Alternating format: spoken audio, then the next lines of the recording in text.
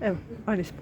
Ja sam Drago Utišanović, ravnatelj Gradskog kazališta Žarnica, a ujedno i ravnatelj Međunarodnog Naj festivala.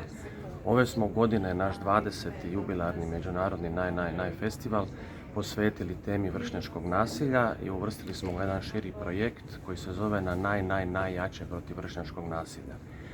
Naime, naša predstava koju smo radili protekle sezone, Ako kažeš gotov si, u režiji Krešimira Dolenčića, naišla je na jako dobar prijem i imali smo jako puno upita od strane škola i vidjeli smo da je problem vršnjačkog nasilja jako velik i da su u stvari profesori i učitelji oni koji u cijelom tom sustavu trebaju pomoći. Tako smo odlučili da ovaj čitav festival, koji je ove godine 20. jubilarni, znači od 2007. međunarodni, da ga u cijelosti posvetimo temi vršnjačkog nasilja. Imamo nekoliko predstava koje baš tematiziraju vršnjačko nasilje, a imamo i predstave normalno za druge uzraste jer je to naš redovni festival. Evo, nabrojite nam neke od predstava. Dakle, to su predstave edukativnog karaktera.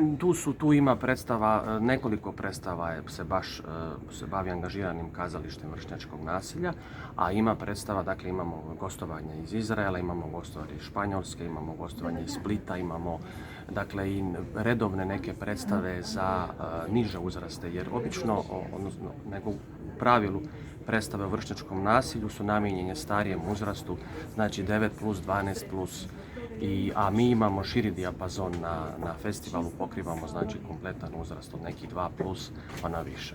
Na koji način se dakle može doći do karata, kako funkcionira to?